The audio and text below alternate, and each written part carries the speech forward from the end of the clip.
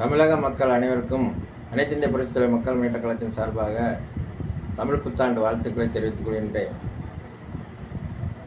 அது மட்டுமல்லாமல் நான் போட்டியிடக்கூடிய தொகுதியான மதுரை மத்திய தொகுதி மக்கள் அனைவருக்கும் தமிழ் புத்தாண்டு வாழ்த்துக்களை தெரிவித்துக் கொள்கின்றேன். நான் இதே ஊரிலே பிறந்து வளர்ந்தவன், இதே ஊரில் தான் தொழில் செய்து கொண்டிருக்கின்றேன், இதே ஊரில் தான் இருக்கின்றேன். எனது குடும்பம் முதற்கொண்டு அனைவருமே இங்கே தான் இருக்கின்றோம். இந்த தொகுதியில் நான் போட்டியிடுகின்றேன். எனக்கு புரட்சித் தலைவர்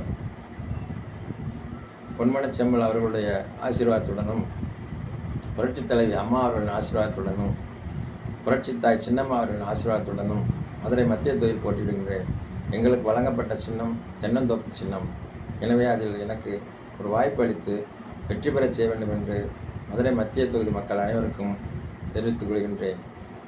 அதாவது உங்களிடம் வேண்டி கேட்டுக்கொள்வது என்னவென்றால், நான் இதே தொகுதியில் இருப்பதனால் உங்களுக்கு அனைத்து வசதிகளும் செய்து கொடுப்பேன்.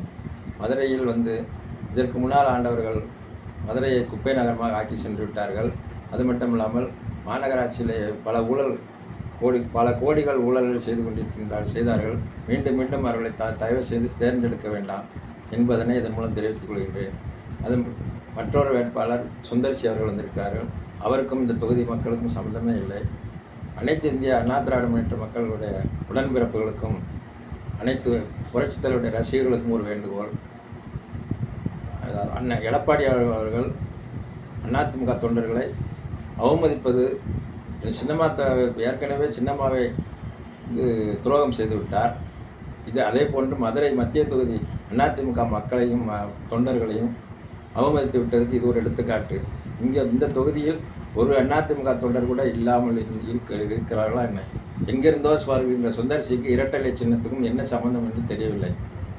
ஆகையால் இந்த தொகுதியில் உள்ள அதிமுக தொண்டர்களையும் ரசிகர்களுக்கும் ஒரு ஏமாற்றம் அளிப்பதாக எடப்பாடியார் துரோகம் செய்து விட்டார். எனவே நம்மளுடைய அதிமுக தொண்டர்களும் சரி, புரட்சித் ரசிகர்களும் சரி, புரட்சித்தாய் சின்னம்மா அவர்களின் சின்னமான தென்னந்தோப்பு சின்னத்தில் வாக்களித்து எனக்கு ஒரு வெற்றியை வாய்ப்பை தாங்கள் அளிக்க வேண்டும் என்று உங்களிடம் அன்போடு கேட்டுக்கொள்கின்றேன். அனைவருக்கும் நன்றி, வணக்கம்.